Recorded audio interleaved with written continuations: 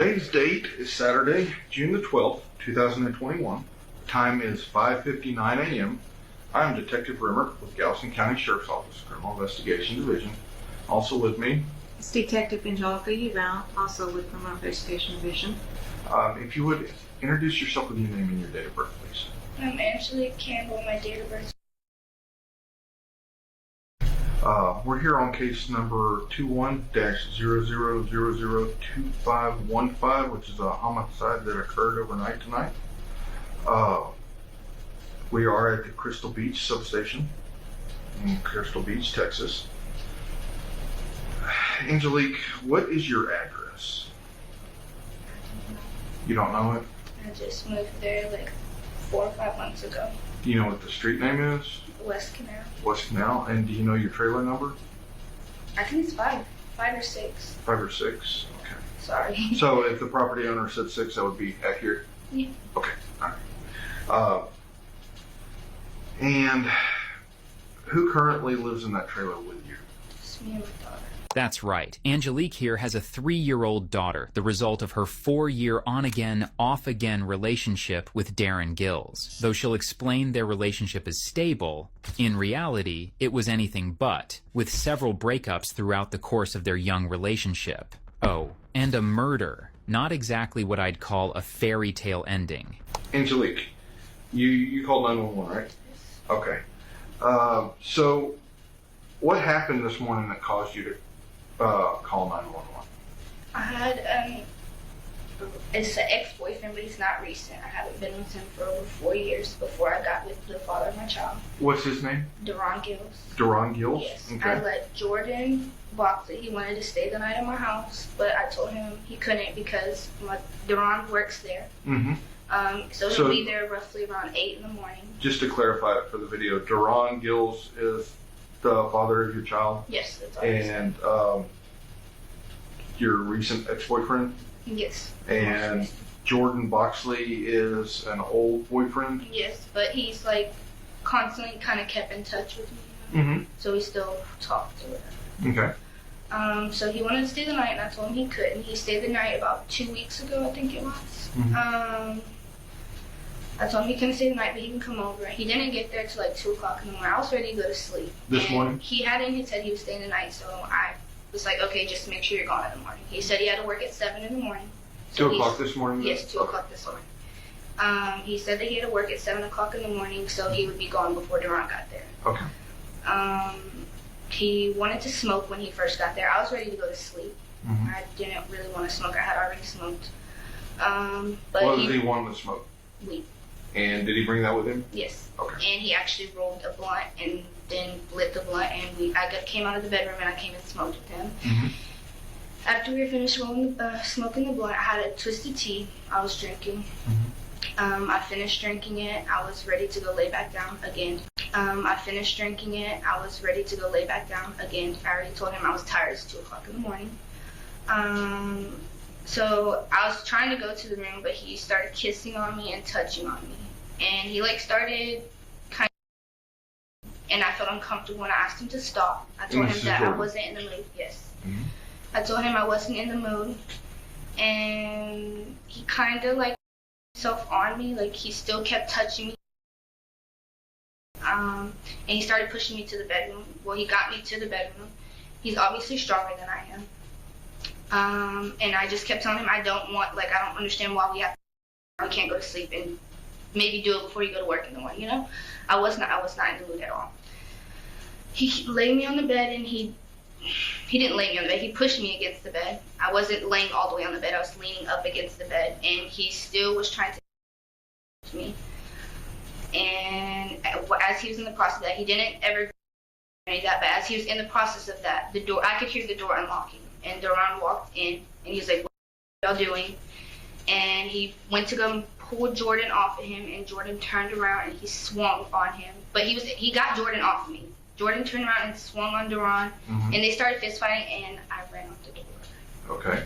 If you're going to give detectives a scripted response, the least you can do is throw a little acting in there. Angelique, however, seems totally unfazed by an ex-boyfriend reportedly putting his hands on her, and another ex-boyfriend then attacking the first one. I don't know about you, but even having two exes in the same room would be enough to have me screaming or crying in the interrogation room. It's worth noting that Jordan did not put his hands on Angelique like she is claiming. In fact, it wasn't even Jordan who was begging to come over the night of his murder. It was Angelique begging him to come over, and the reason is more sinister than anything you're thinking.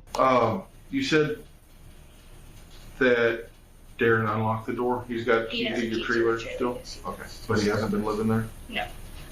But he does go there on his lunch break. He'll come in there and use the bathroom. And that dog, I don't know if you're the one I told about the dog. No. There's a German Shepherd that's our dog. Well, it's his dog. He's been taking it, but we got it together for his birthday, whatever. But he lets the dog stay in there because he doesn't really have a place to live. And at his mom's, he can't have the dog. So he brings the dog to work with him. So he'll come in and out the trailer during lunchtime and stuff. But he hasn't been sleeping there now. Okay. Well, I haven't been there the past 2 days. I just came back yesterday. I've been in Liberty with a friend. So if he has slept there, I wouldn't know. But I don't think he has. Okay, but he's I don't not think supposed he to be would. sleeping there No. yet? Okay, so they started a fist fight and then you ran outside. So what I knew happened stuff after was that? going to get bad. Why did you know stuff was going to get bad? They both don't like each other. Mm-hmm. He's obviously, we're in, I guess you could say, Duran's territory because, I mean, he was living there. So maybe he felt like he wasn't supposed to be there even though I let him come. Mm-hmm. They were yelling at each other. I don't know how nobody didn't hear. I just knew things were going to get ugly. I didn't think that nobody's going to get shot. I knew Duran had a gun on him. I just thought they were really going to have like a really bad fist fight. Mm-hmm. And I don't like blood. I don't like any of that. Like I didn't even go in. I walked right inside, and as soon as I seen Jordan laying on the floor, I ran out of the trailer. Like I didn't see his face or any. Like no, I can't. I'm not a blood person, so I ran off of the room because obviously they were punching the heck out of each other. Mm-hmm. And I ran behind the trailer, and I heard a gunshot. And I went to come right back around the trailer, and I thought I seen Jordan coming out of the trailer, but it was Duran coming out of the trailer. And he told me that he shot him, and he asked me if I was okay. I'm sorry, Duran told you he shot him? Jordan. Jordan, okay. He asked me if I was okay, and he did ask me if Jordan had, and I let him know he was trying to, but he didn't. Like, you stopped him from doing that. And he gave me a hug, and he told me he loved me. Then he went back inside. But I was in the process of calling 911, like, when he was running outside already, because I already knew something happened. I heard the gunshot. How many gunshots did you hear? One. Just one? Had Angelique back at the station. We're here at the Crystal Beach substation on case number 21-00002515, which is a homicide that occurred in Crystal Beach on June the 12th of this year. So that's why we wanted to talk to you voluntarily. We want to talk to you about, I didn't get the chance to speak to you last time, but Detective Rimmer did. And, you know, we continued on with the investigation, and there's some things that we need to verify with you, and he'll verify those things with you. So, you want her to recap on the events that night, or? Yeah, kind of tell me again what happened that night. I know this is hard. Yeah, I've been trying not to think about it. It's not an easy thing. It's a traumatic event. Nobody wants to go through that, and we get that. But this is the thing, Angelique. It's really important for us to get all the facts straight, all right, and make sure we have our ducks in a row and we have everything is documented appropriately, and make sure we didn't overlook something. So, and a lot of times when you go through something traumatic like that, and you talk to people, there may be things that you think of later on, so that's why we come back and revisit people that we talked to that night also. So, and that's why we're just asking, can you kind of go through your head or recap? What I mean by recap is what took place that you remember that night. If there's something else that you didn't say happened at night, now's the time to say it.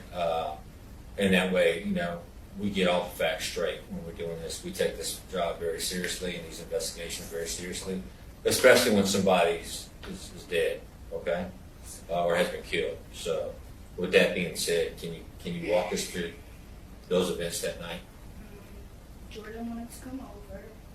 It was really late at night. He said it's going to take 3 hours for the ferry. I told him, okay, whatever, he wanted to come. He called me whenever he was getting on the ferry. I waited. I fell asleep, and he texted me whenever he got there. He knocked on the door. When he came in, I was ready to lay down. He wanted to smoke, so I let him smoke. I tried to get him to lay down with me, and I think that he was drunk. I'm not 100% sure. He did tell me he wanted to go have drinks, but he was touchy with me, and I told him that I was ready to go to sleep. I was supposed to work the next morning. Okay. And we made our way to the room, and I remember Duran unlocking the front door, and he was going on, and he went to pull Jordan off of him, and Jordan swung on him, and they started fighting. I ran outside of the trailer. I was actually in between both of the trailer, in the back of the trailer, in between the trailers, and they were fighting, and Duran told him to get the F out, and I guess he didn't leave. I wasn't inside, and I don't know what was said between them two. I do remember hearing him scream at him for him to leave, and then I heard a gunshot, and I called 911, and while I was on the phone, Duran came outside, and he told me to call 911, that he had shot him, and then the police arrived. Well, they took a long time to come, but Okay. eventually they arrived. I never went back inside to see if he was alive or any of that. That's probably wrong of me. No. No, that's understandable. Can you kind of, when you walk into, I made the scene that night, when you walk in the trailer, you walk into there's the kitchen, and then there's a chair and a table, right? Yeah, there's a table, and then there's a couch, and then the TV's in the back by the deep freezer. And then there's the bedroom in the back. Okay. So where, you said y'all smoked, and I believe there's some marijuana on the table. Yeah, we smoked at the table. Okay. And then you said you were tired because you had to work the next morning? And it was already 2 o'clock in the morning. Okay. And you said something about going back to the bed. You went back to your bedroom by yourself, or? No, he was walking me to the room. Okay. So up until that point, there was nothing really physical or disagreements between you and Mr. Boxley? Just that he was touchy, and I was not trying. But y'all had an intimate relationship prior to, Yes. in the past? Yes. Okay.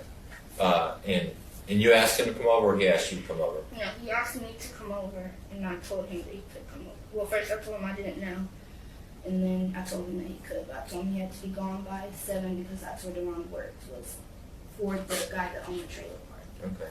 You have to give Angelique some credit. She's good at sticking to her story, at least until detectives bring up the text messages she sent. The text messages that are sitting in a folder off to the side, which she continuously sneaks a glance at. Apparently, despite her inability to realize sending the texts were dumb, she is smart enough to know that a thick folder when you're being questioned by detectives is very, very bad. How did Duran get there? What time did he get there? I don't know. How did he open the door? He has a key to the trailer. Okay.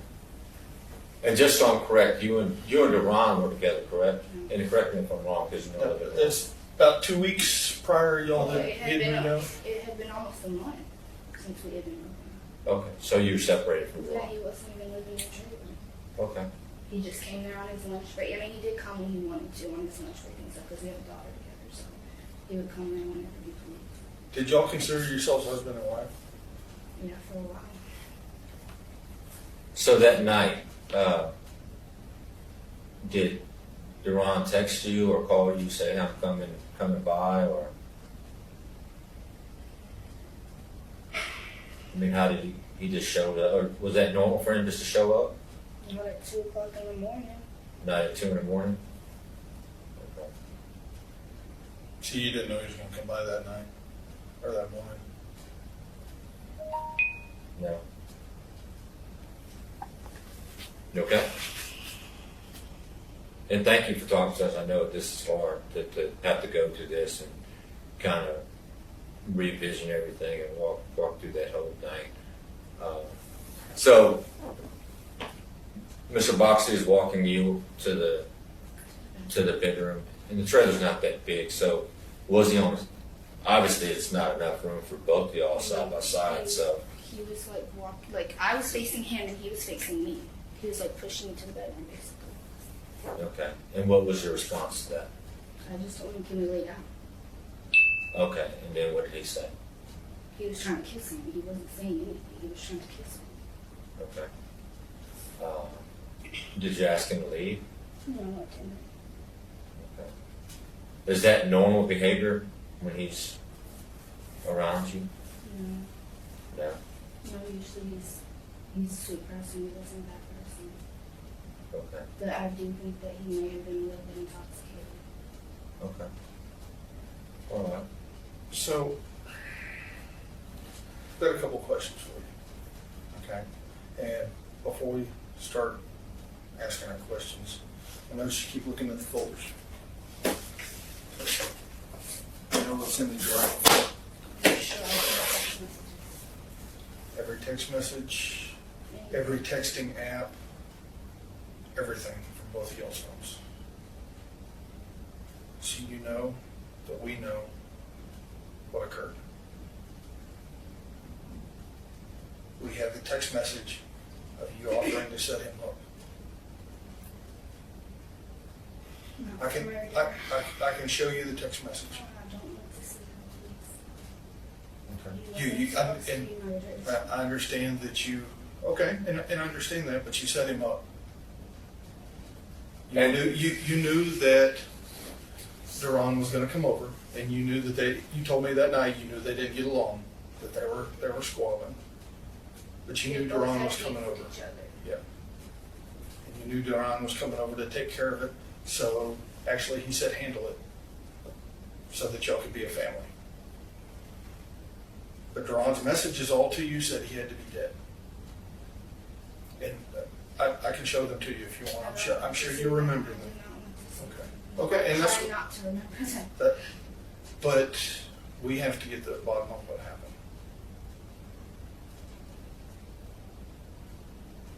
And now's the time that we're offering you To give tell the your truth. story, the actual truth.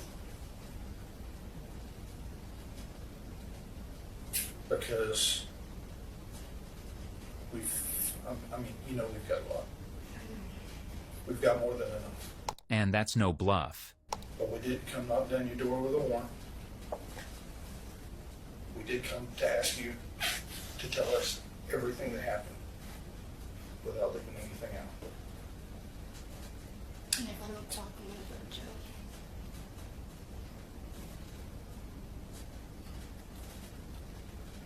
I can't make you any promises either way, but let me draw you a picture, okay? And I'm not trying to be, I got 4 kids. I couldn't imagine being separated for them. You understand that murder carries a life sentence? Life in Texas is a minimum of 40 years. That means your baby will be 43 years old before you get out of prison if you get a life sentence for this murder.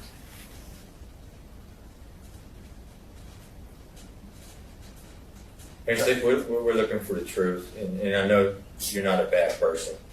I think you've made some poor decisions and may not have been out of love for Duran. I don't know, but like Detective Rimmer said, we didn't come just to arrest you. We came to get your side of things, and we want to give you that opportunity to provide what all took place and what was said. And yes, we're going to have to show you the text messages because we want you to verify. All right, so from the beginning, now, They were So- supposed to fight. Duran really wanted me to stab him, not kill him. He just wanted me to make him not no more, basically. He just wanted me to show Jordan that I wasn't. I told him before, but he doesn't listen. He said I'm not him like that no more. And I didn't want to do it. I was scared. So Duran said that he would confront him. So Duran was inside the trailer.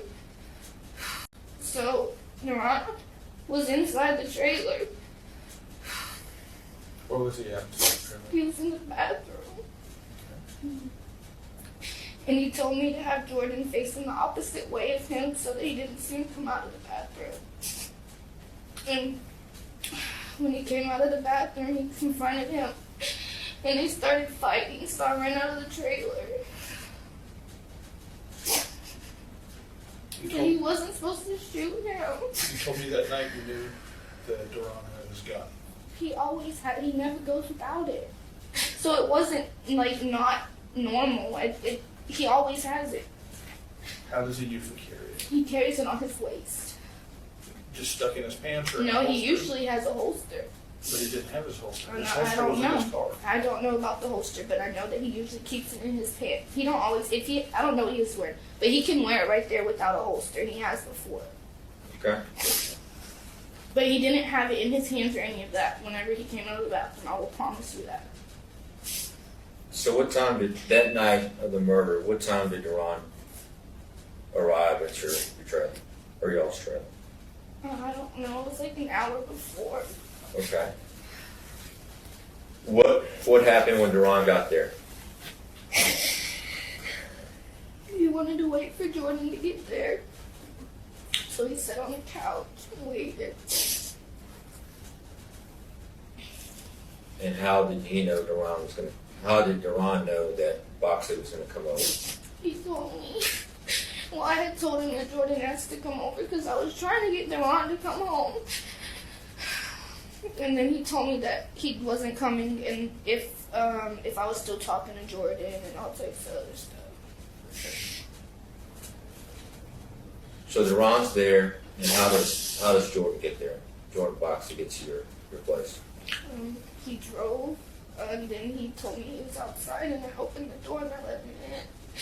Jordan was just 25 years old when his life was snatched away for absolutely no reason in one of the many off periods in Angelique and Darren's on-again, off-again relationship. The two had begun casually seeing one another. When Angelique begged Darren to get back with her, he agreed, but under one condition. She had to prove her loyalty by catching a body. If you don't speak street, that's murdering someone. Instead, she opted Jordan up on a silver platter for Darren to kill, and she tried very, very hard to get Jordan there. How did Jordan know to come?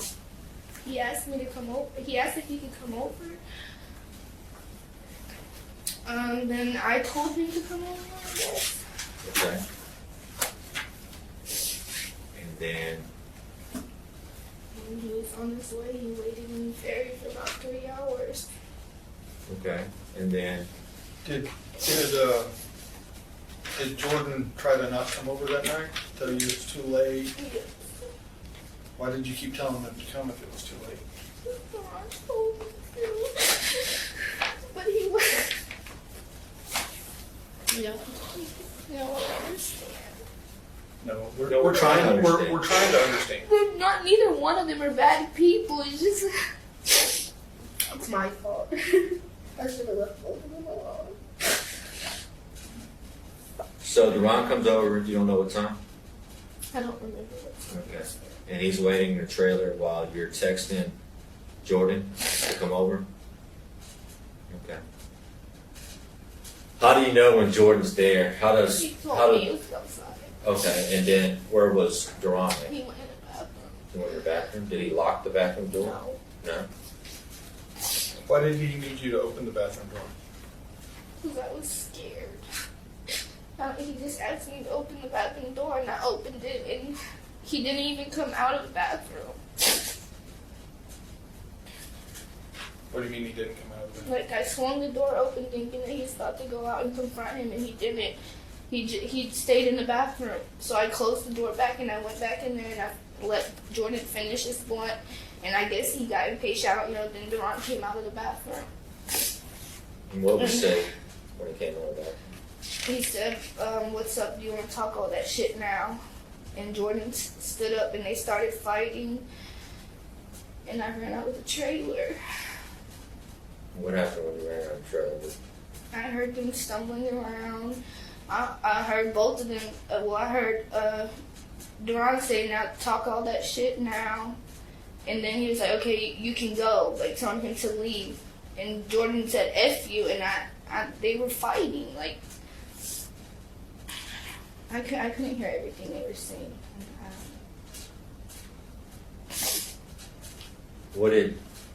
How many gunshots did you hear? One? What happened after you heard the gunshot? I called 911. And like a few moments later, Ron was coming out of the door to tell me to call 911. Okay. What else did Ron say to you? He asked me if I'm okay. And what did you say? What was going through your I mind? was scared that we were both about to lose our. That we were both about to go to jail. That's what was going through my mind. That my daughter's about to lose both her parents. After I told him I didn't want to do it no more, that I was scared, even though I didn't even know this was gonna happen. They were supposed to fight. Like he was not gonna kill him. I know what the text messages say. I don't think he's not. Let's look at it first. I don't want to. Well, let's just look at a couple of them, okay? Because I have a hard time with. I understand that you may not have intended for him to die, but you knew what Daron wanted. It's my baby's birthday. You said, "What can I do to have you back in my life? It has to be something." And he said, "Catch a body." And you asked him if he was going to be the shooter. Later on, when y'all are talking, he tells you he'll kill for his family. There's no starting over until you take care of that problem. Then you said, "I'm not going to kill anybody, I'll set him up." Not to die, though. But you knew he was talking about a body and about him dying and about y'all can't continue as long as he was alive. He said those specific words, right? Okay. And I'm not saying that I think that you meant for him to die, but the back of your heart, you know what Daron wanted, right? And what did Daron want?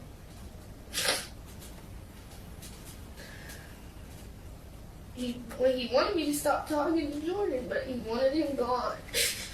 Gone like how? Talks about you stabbing him. No, not. He told me on there. He said I didn't have to kill him if y'all read the messages for the stabbing part, but that's not me. I'm not. I understand. You tried to set him up on the night on your daughter's birthday. And he couldn't come over. He was doing stuff with his mama, you said? And then you said he wanted to chill with me, said his mama was tripping. Yeah, I remember that. Okay. And then you told him Friday. And that's the day that you set him up. And that's the day Boxley came over to your house. And all this happened. It was on that Friday. Tragically, the 12th wasn't Angelique and Darren's first attempt at taking Jordan's life, despite Angelique's insistence that she didn't think he was going to get murdered. But when there are texts about knives, guns, and catching a body, well, she's not fooling anyone. But wait until you hear what she used to fool Jordan into coming over, because it's as cold and callous as can be. On that Friday, you texted Boxley and asked him to come over. Correct? I need you to answer me out loud. I'm sorry. It's on video and I'm kind of sitting in front of you. Okay. No, you're all right. I just want to make sure it's all clear. He asked if he can spend the night, and you told him yes. But you told me that night you specifically told him he couldn't. Sir, I know I'm going to get in trouble for that too. The thing is, and I'm sure you've always heard, when you tell the truth, there's a lot less trouble coming your way than when you lie and try to hide something, especially something this big. I mean, you got to know. This is about as big as it can get, right?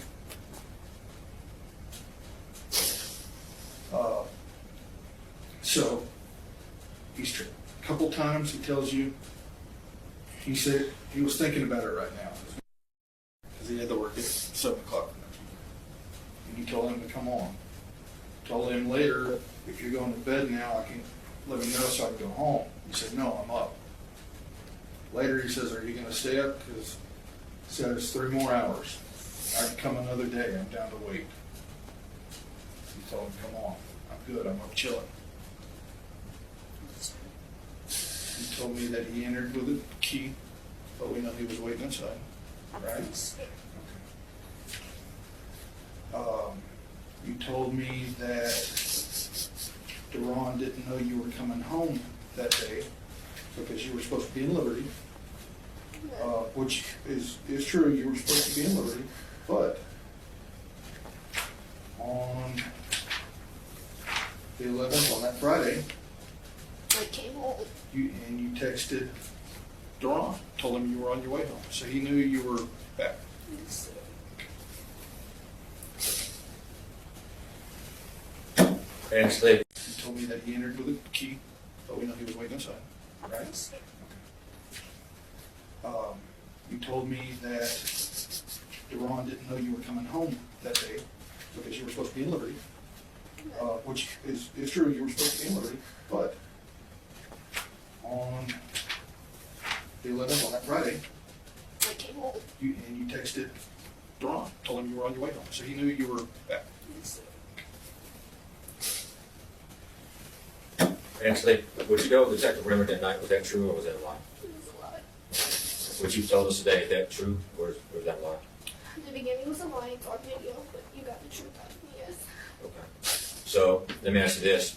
Looking back and looking at everything, had you not called Jordan Boxley and invited him over, would he still be alive today? Yep. This could have been prevented, is that correct? Yes, sir. But instead somebody lost their life. Yes, sir. Can I ask you why you called knowing that Ron was waiting for him inside? It was basically an ambush. He had no idea. Yes, me too, so I did. You love Ron? This is a person's life, though. I didn't know he was gonna kill me, but I swear. I know he talked about, but he's not about what he talks about ever. This time he was. Would you agree people do crazy things for love? Yeah. And you just never know what a person's really thinking or feeling. How has this affected you? Because knowing that you knew the truth. I've been scared. I feel bad. What's going through your mind right now? But I told him I didn't want to do it multiple times. And he's persistent. Have you talked to Deron since that when he got out of jail? His mom won't let me. You understand, and I understand what you're saying. I do. But there's a point where you have to say, this is a really bad idea, I shouldn't do this. But all of the messages that we've got all point to you being 100% in agreement with him. There's nothing in there, and trust me, I read through all those thousands of messages looking for anything from you that might show that you were under duress, that he was forcing you. I didn't find that. I wanted to find that, but I didn't find that. You understand also that Duran got on a $150,000 bond, and his mom and daddy got him an expensive lawyer to try to beat this. Don't adjust your speakers, you heard that right. Darren was held on a single charge of murder, but was released after his family posted a $150,000 bond. Part of the reason why he got off so easily was because, well, obviously, his family isn't struggling in the financial department. But also, because while Angelique's interrogations totaled close to an hour, his lasted under 2 minutes. And we are here at the Crystal Beach substation, Crystal Beach, Texas, on Galveston County case number 21-00002515. It's an incident that happened over here in Crystal Beach this morning. Deron, like I told you, you are here as a suspect. So I have to go over the advisement of rights form with you before me and you talk. And then if you want to give me a statement and tell me what happened, I'd love to hear your side of the story. Tell me what happened in there. Okay? All right. So the first line is. Do I have to sign this? Yeah. No, I did definitely want to avoid if I have to Okay. sign something right now. Yeah, I'm we're not signing anything But everything has to be signed legally, you know. Everything, every legal duty. Okay. I didn't know what this is. All right. Sorry, I didn't have to sign something before I even talked to you. I didn't know that. Yeah, it's just saying that we read you your rights. I hadn't read any rights.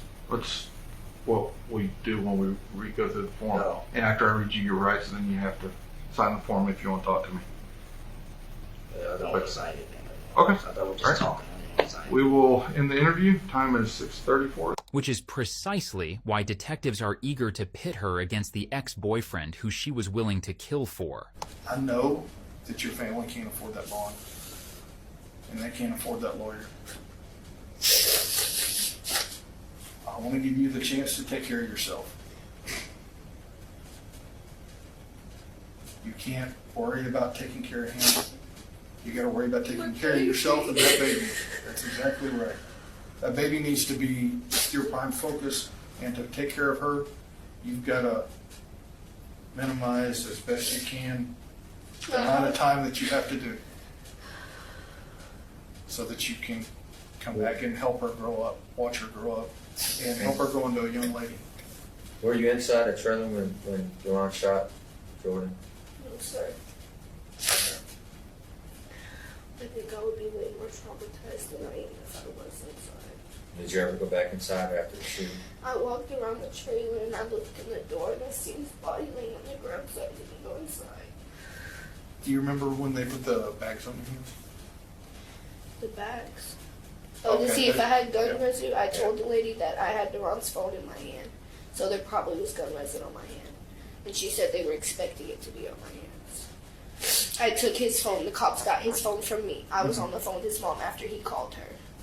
Okay. So that's how it got on my hands, if you're curious. Again, is everything you told us true and correct? Yes, sir. Is that the absolute truth this time? Yes, sir. No problem. Like Lieutenant Villarreal said, this is your one and only. This is your last chance to give us everything, and that's what we're trying to get from you as a complete story. If there is anything that we need to know, or we haven't asked you about that's important, now's the time to tell us. Because later, it's all a moot point. Now's the time to come forward and give us Yeah, everything. That is what I hid, that he was inside of the trailer when it happened. And that you called Jordan to come over. And basically, you set him up to come over. Yes, sir. And we can't make you any promises, and we're not making any promises. No. But it's important that you told us the truth, because when we call and we're making these decisions, it's good to know that we're giving them the full truth this time, okay? Yes, sir. All right? If you had to do it all over again, would you do it differently? I would have just let Duran go. I wouldn't have been with him no more. If you had something to say to the family, Jordan's family, now, what would you say? Sorry. I really am sorry.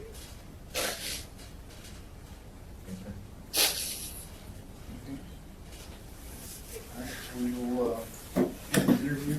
The time is 1:46 p.m. Cut that one off. Ultimately, both Darren and Angelique pleaded guilty, but received different sentences for their involvement. Despite Darren's expensive lawyers, he ended up pleading guilty to murder and landing himself in prison for 40 years. Angelique pleaded guilty to the same charge, but earned herself 27 years behind bars. By the time she is out of prison, her daughter will be older than she was at the time of her interrogation.